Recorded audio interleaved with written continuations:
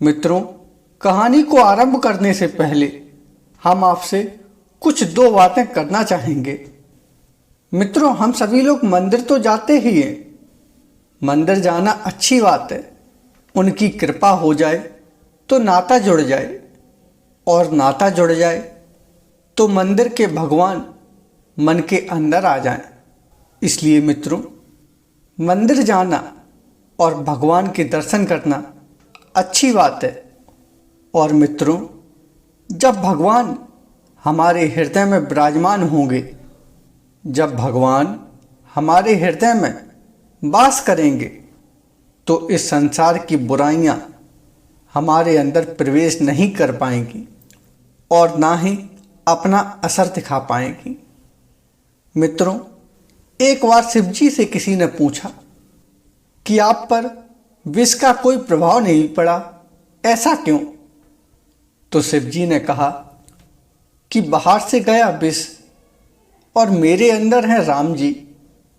तो जैसे ही बाहर से विष गया, मैंने कहा राम। बाहर से विष गया और मैंने कहा राम, तो दोनों मिलकर हो गए विष और राम, मतलब विश्राम। उसी समय विष के कार्य पर विश्राम लग गया और उस विष का कोई प्रभाव नहीं पड़ा। उसी प्रकार मित्रों, अगर भगवान हमारे हृदय में वास करने लगेंगे तो इस संसार की बुराइयां हमारे अंदर प्रवेश नहीं कर पाएंगी।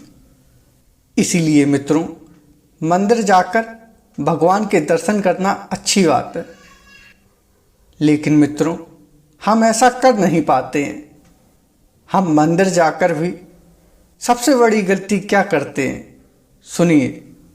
हम मंदिर जाते हैं और मंदिर जाकर भगवान से कहते हैं कि तन मन धन सब तेरा, तन मन धन सब तेरा, तन भी तेरा, मन भी तेरा और धन भी तेरा। लेकिन मित्रों, जैसे ही हम मंदिर से बाहर आते हैं तो लोगों से कहने लगते हैं मेरा मन नहीं लगता। अब बताइए मित्रों, मंदिर में तो हम भगवान से कहकर आए हैं कि मेरा तन भी तेरा, मन भी तेरा और धन भी तेरा, और बाहर आकर हम लोगों से कह रहे हैं कि मेरा मन नहीं लगता, मेरा मन नहीं लगता।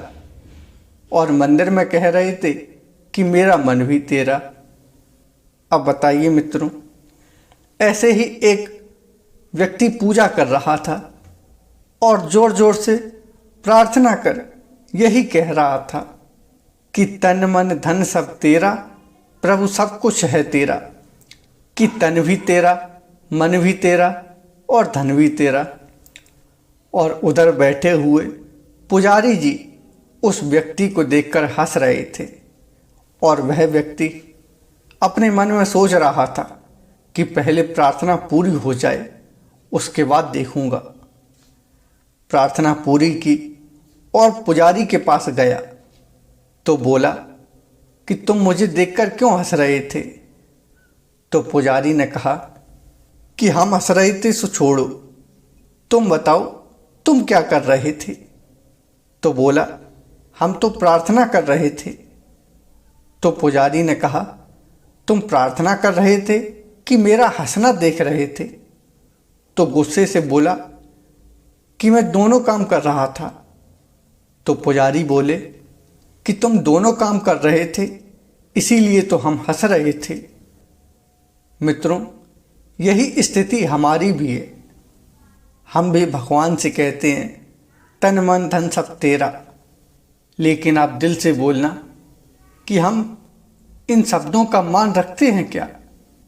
मित्रों, भगवान का तो हम ऐसे कहते हैं जैसे कोई महात्मा हमारे घर पर आए तो हम उनसे कहते हैं कि सब कुछ आपका ही है। लेकिन मित्रों, महात्मा भी जानते हैं कि उनका नहीं है, और आप भी जानते हैं कि महात्मा का नहीं है। और अगर कोई कहे कि महाराज सब आपका ही है, और महात्मा कहने लगें कि हमारा है, कि हाँ तो निकल जाओ मेरे घर से। तो आप यकीन मानिए उसी दिन से यह कहना भी बंद हो जाएगा। ऐसे ही हम भगवान से भी कहे जा रहे हैं कि भगवान सब आपका है। ऐसे ही एक सेठ जी की कहानी आपको हम सुनाने जा रहे हैं। तो मित्रों, आप इस कहानी को बड़े ही ध्यान से सुनना। मित्रों, एक बार एक सेठ जी अपनी बेटी के ससुराल में गए। किसी कारणवश उन्हें अपनी रात्रि बेटी की ससुराल में बितानी पड़ी। शाम का समय हुआ तो बेटी ने कहा, पिताजी भोजन कर लीजिए। तो सेठ जी ने कहा, नहीं बेटी, मैं यहाँ का भोजन नहीं कर सकता हूँ। तो बेटी ने कहा, क्यों पिताजी, आप यहाँ का भोजन क्यों नहीं कर सकते हैं? मित्रों, सेठ जी की यह धारणा थी कि बेटी की ससुराल में भोजन नहीं करना चाहिए। इसीलिए सेठ जी बोले कि बेटी, मैं तुम्हारे यहाँ का भोजन नहीं कर सकता हूँ। तो बेटी ने कहा, क्यों, यदि घर पर होते तो क्या आप भोजन नहीं करते? तो सेठ जी बोले, हाँ, तो कर लेता। तो बेटी ने कहा, ऐसा क्यों? तो बोले, क्योंकि बेटी, वहाँ पर भोजन हमारा था और यहाँ पर भोजन तुम्हारा है, और इसीलिए मैं भूखा रह लूँगा, लेकिन यहाँ पर भोजन नहीं करूँगा। मित्रों, बेटी के बहुत समझाने पर भी सेठ जी नहीं माने और रात्रि के समय वह भूखे पेट ही सो गए।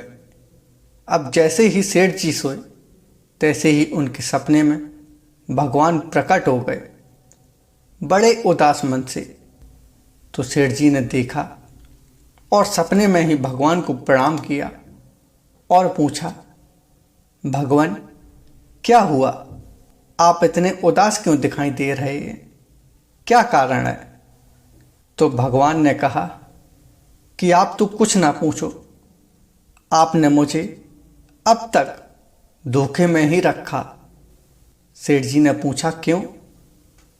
तो भगवान बोले कि हमेशा कहते रहे कि भगवान, तन मन धन सब तेरा, तन मन धन सब तेरा, लेकिन मुझे आज पता चला कि तुम सिर्फ कहते रहे तन मन धन सब तेरा, जबकि यहाँ पर तुम्हारी बेटी का है और घर पर तुम्हारा। ना मेरा यहाँ है और ना मेरा वहाँ था। मित्रों, भगवान की इतनी बातें सुनकर सेठ जी की नींद टूटी और भगवान की बात उनके हृदय में उतर गई। सेठ जी के आंखों से आंसू आ गए और उसी समय उन्होंने बेटी को आवाज़ लगाई और कहा, बेटी भोजन दे दो।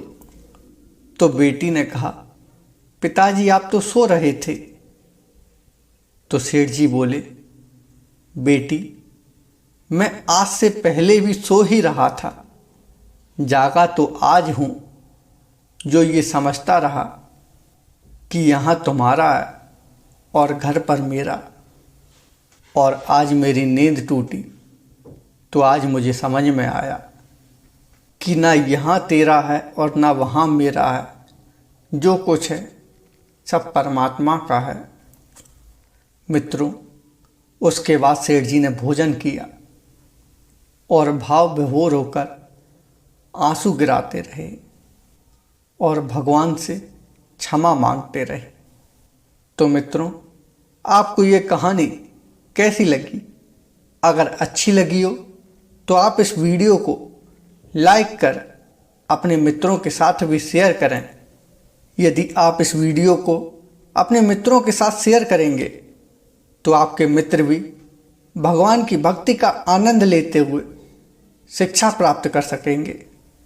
और इसी प्रकार की और कहानियों को सुनने के लिए हमारे चैनल को सब्सक्राइब कर बेल आइकन बटन को ज़रूर दबा दें, जिससे कि हमारी आने वाली वीडियो का नोटिफिकेशन आपको ज़रूर मिल जाएगा।